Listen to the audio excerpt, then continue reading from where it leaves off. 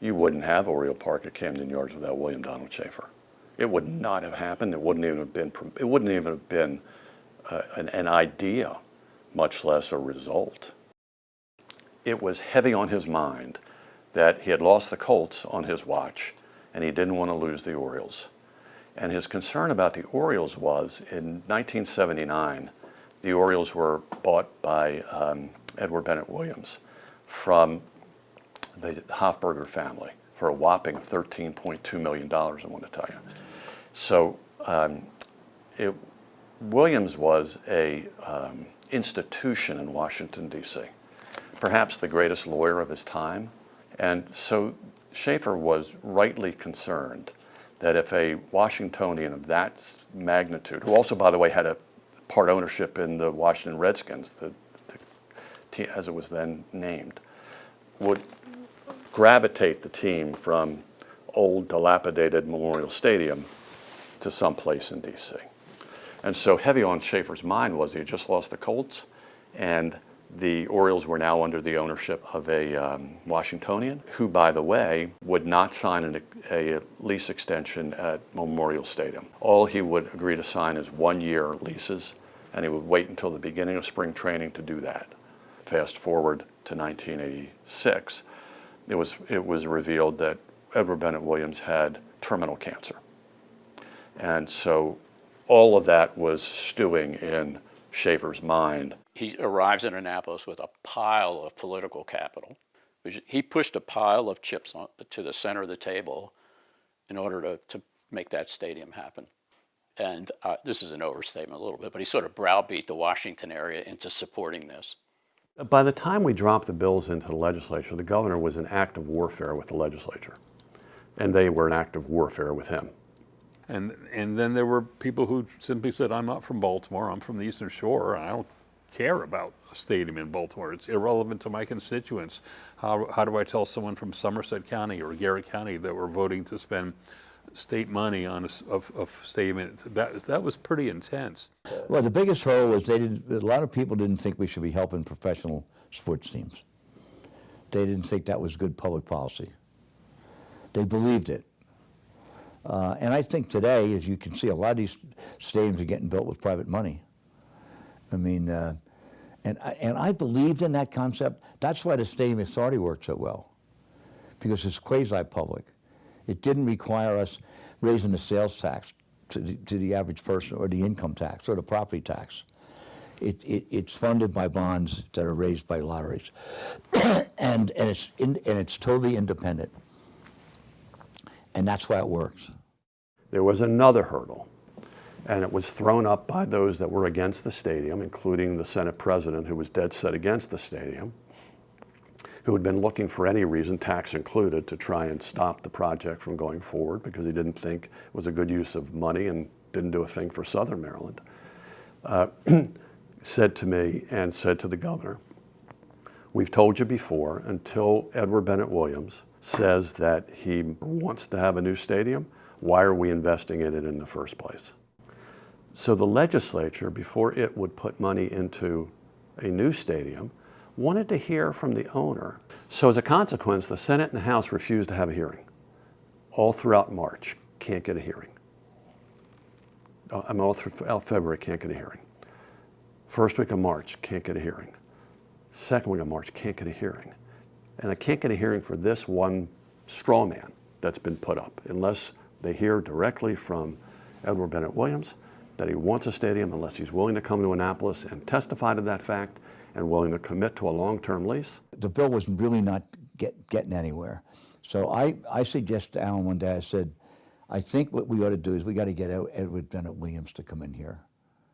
I think if Edward Bennett Williams comes in and talks about the need for a new stadium for the Orioles, I think that would be a winner, and we could have a joint committee between the House committee and the Senate committee. Go to a press conference in the third week of March. Governor would do a press conference every Wednesday or Thursday. I never can remember which one it is. As this particular press conference was coming to an end, he says, oh, I have one more thing to announce. Edward Bennett Williams will be here next week and prepared to testify. And Alan and I looked at each other, and I think we kind of took a deep breath and went, well, thought, this is really good news. We needed this. Waited for the hearing to end, ran up to the governor, and said, Governor, that was outstanding. I don't know, what did you do? Did you talk to him? And I remember the quote. I hope I got it exactly right. It was, girls, you got a phone call to make. And that's when we realized that he had essentially just taken a gamble and made the announcement that Williams was coming. Now, Williams had cancer, and as it turned out, Williams was scheduled on Wednesday to be in Boston to get a chemotherapy session. And so I believe it was me who called Williams. I got the job of calling Edward Bennett Williams and telling him that the governor just announced that he was coming on Wednesday, and he was pissed. There were some foul words that were exchanged. I was yelled at by Edward Bennett Williams. Remember, I'm an attorney. I'm in my early 30s, and this is America's greatest trial attorney, the owner of the Orioles, former Oriole of the Washington Redskins. The message was crystal clear. How dare you guys do what you just did? And oh, by the way, I'm not available next week, either the Wednesday or Thursday that the governor announced. I'm having chemotherapy treatment in Boston. Jump in a lake, essentially. Click. So David looks at me and he goes, now what, boss? I said, David, I haven't the foggiest idea what to do now. I really don't, but let me give Larry Lucchino a call. So I got a hold of Larry, and Larry had already heard the whole story from Williams. He says, Ed is really angry. I said, geez, I would be too, Larry. I didn't realize that the governor really hadn't made that call. He goes, it's a setup, Alan. It's an absolute setup. And part of the genius was it was a setup. Schaefer, I'm sure, in his calculus, because he was a brilliant politician, came to the following conclusion.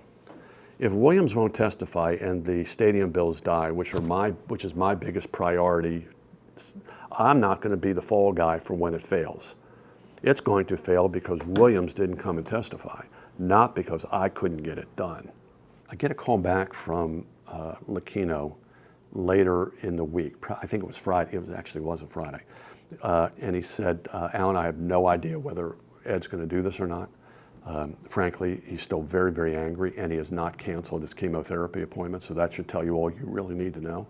He said, but if he were to agree to show up, and he were to agree to testify, what kind of questions might he be asked? And I talked to a bunch of people, and we kind of kicked them around, and I ended up with a list of 22 questions. Essentially, why should the public pay for this thing? What's the kind of the financial commitment that the Orioles are going to make? They're just very technical questions. The design of what his thoughts were on the design of the new stadium. But everyone knew he had cancer, and this was the question everyone asked in impolite circles, like what happens after Edward Bennett Williams? So after a long debate, and we actually did collectively sit around and debate what I call question 22, which is, what happens to the Orioles when you die? And we typed it out, and we faxed it to Edward Bennett Williams, and the phone rang again. And he wanted to know who the F had sent him these questions and what this was about. He was insulted. He was really angry. Sometime late on Tuesday, I get a call from Larry that Williams will, in fact, be there. I don't know what condition he's going to be in. He will just have chemotherapy treatment, but he will be there. So that was manna from heaven to hear that he actually was going to do this. And so we arranged to meet at the mansion. The governor gave us the dining room so that we could comfortably have Williams rest a little bit when he flew in, have some lunch, talk to him a little bit, and take him over to the joint hearing room for the hearing. So we get to the mansion, we wait a little bit. Williams comes in with Larry, and he is really weak. He's ashen, doesn't have any energy. We sit him down at the dining room table, ask him if he wants anything to eat. He says, no, thank you. And then he looks up in some portion of that conversation, and he said, who wrote the question, what's going to happen to the team when I die? Who had the audacity to write that question? Meanwhile, I hadn't looked at the list. I wouldn't have changed it. Don't misunderstand me. And that question was being asked, and being asked regularly of both David and me, because at the end of the day, if they were to do all this and he was to die and the family was going to take over the team, what control would the state have over them moving the team under the estate? Very legitimate question, but I can understand how someone who had just had chemotherapy treatment isn't going to take very kindly to what's going to happen after you die. So I turned to David. I said, David, you want to explain that question to Mr. Williams? And David, to his everlasting credit, the gentleman that he is, explained the question. And he said, you could probably anticipate that you're going to be asked that question. I don't care. I can't believe anybody asked me that question. Okay. So we get to the hearing, and we're really legitimately walking Mr. Williams arm in arm to make sure he can get to the joint hearing room. It was a monumental moment. Everyone knew of all of the ins and outs and the intrigue and everything else that went into this last moment in time to get Schaefer's #1 priority heard, much less hopefully passed, that this was the moment.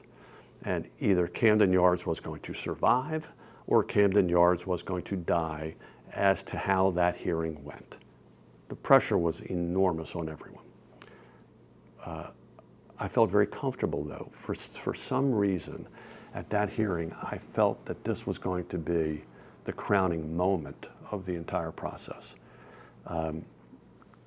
If Mr. Williams could elevate to the job of being the star witness that we needed him to be, if he was going to say what needed to be said.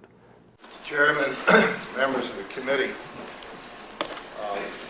I want to say to you at the outset, by way of apology, that I wish that I were prepared with more precision for the questions that I'm sure you're going to ask me this afternoon.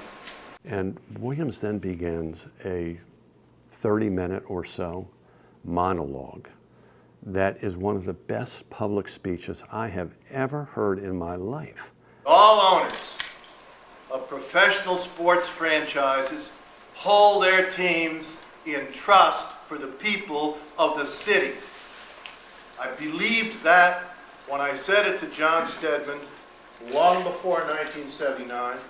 I believed it on August 1st, 1979, and I believe it today.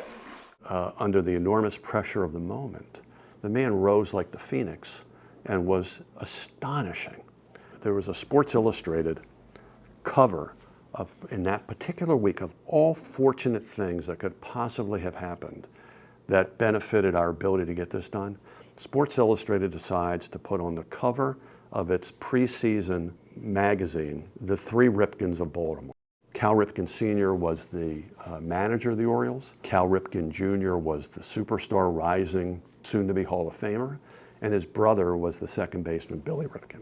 And Williams holds that up, as any great lawyer would do, in a sort of a prop that said, this is what it's about. Here we are, Sports Illustrated out today. What's on the cover? Maryland is on the cover. All over the nation, the Ripken brothers and their father are on the cover of Sports Illustrated. Every single day of the year, Maryland is in the press all over the world because it has a major league facility. It's a major league city. And then he explains why a new stadium is needed, why the world of economics of sports needs club seats and premium seating. On and on he goes.